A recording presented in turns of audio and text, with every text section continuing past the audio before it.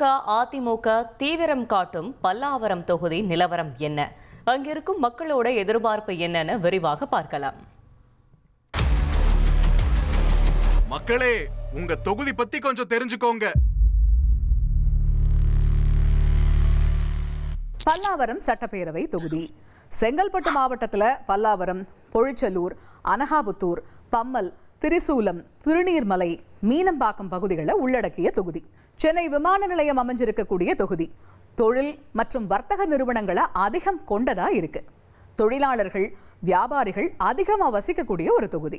தேர்தல் ஆணையம் வெளியிட்ட இறுதி வாக்காளர் பட்டியல்ல பல்லாவரம் தொகுதியை பொறுத்த வரைக்கும் 1,61,197 ஆண் வாக்காளர்கள், 1,68,996 பெண் வாக்காளர்கள், 24 மூன்றாம் பாலின வாக்காளர்கள், இப்படி ஒட்டுமொத்தமா 3,30,217 வாக்காளர்கள் இருப்பதா தெரிவிக்கப்பட்டிருந்தது.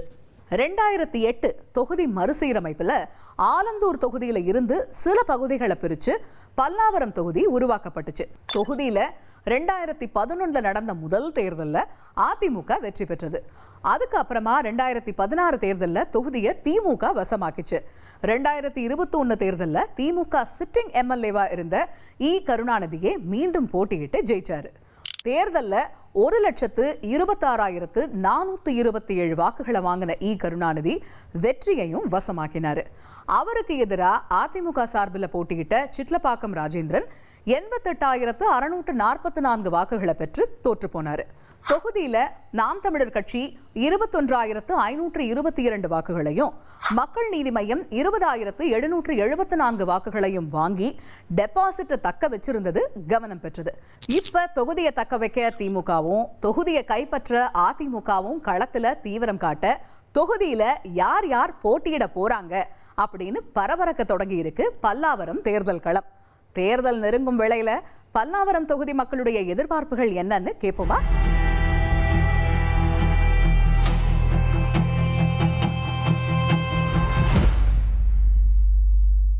பல்லாவர தொகுதியிலையும் சரி, பம்மல் தொகுதியிலையும் சரி, இப்ப எங்களுக்கு பெரிய ஒரு கோரிக்கையே என்ன அப்படின்னா, பள்ளி மாணவர்கள் செல்லும் போது, வேலைக்கு போகக்கூடிய ஆட்கள்லாம் செல்லும் போது இந்த பொது வழிகள், இந்த சாலைகள்லாம் ரொம்பவே மேடும் பள்ளமா இருக்கு.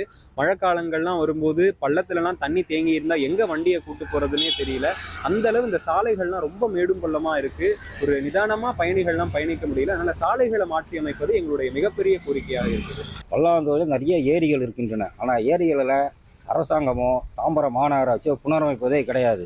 இந்த ஒரு கோடைக்காலம், இந்த கோடை காலத்தில் இதெல்லாம் புனரமைச்சாதான் ஏரிகளில் எந்த வீட்டிலும் தண்ணி கஷ்டம் வராது.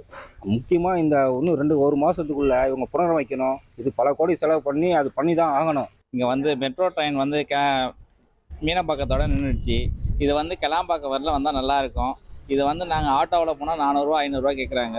இது எங்களுக்கு இந்த மெட்ரோ ட்ரெயின் பார்த்தீங்கன்னா உங்களுக்கு கிளாம்பாக்கம் வரல வந்தால் ஒரு 50 ரூபாவில் எங்களுக்கு முடியும். இது இந்த கோரிக்கையை கொஞ்சம் நிறைவேற்றி கொடுக்குமாறு மிக தாழ்மையுடன் கேட்டுக்கிறோம். கேபிள் கனெக்ஷன் போடணும். ஆனால் இது கேபிள் இல்லை, ஒயர் மேலே தான் இருக்குது. அப்பப்போ கரண்ட் கட் ஆகுது. இதனால் பெரும் தொந்தராகுது.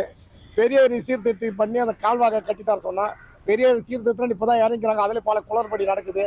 அந்த கால்வாலாம் கட்டி கொடுத்தா பழம்பெரும் கிராமம் எப்படி இருந்தால் அதுமாரி பசுமையாக அந்த பழைய நிலம் ஒரு சுமார் 200 ஏக்கர் மேலே பயிரிட்டு இடம் இப்போ இன்னைக்கு கரம்பா இருக்குது. ஸ்டார்டிங்ல இந்த பிரிட்ஜ் கட்டினதே ஓகே, பிரிட்ஜ் கட்டினதுக்கப்புறம் நம்ம ஃப்ரீயாக போயிட்டு வரலாம் டிராஃபிக் இல்லாமல் நினச்ச போது தான் அது 1 வே இருந்து அடுத்து 2 வேயாக மாற்றினாங்க. ஃபஸ்ட்டே அது கட்டும் போதே பிளான் பண்ணியிருந்து ரோடை ப்ராட் பண்ணி கட்டியிருந்தா கூட எங்களுக்கு கொஞ்சம் யூஸ்ஃபுல்லாக இருந்திருக்கும். இப்போ எங்களுக்கு மார்னிங் ஈவினிங் போயிட்டு வரதுக்குள்ளே போதும்னு ஆயிடுது.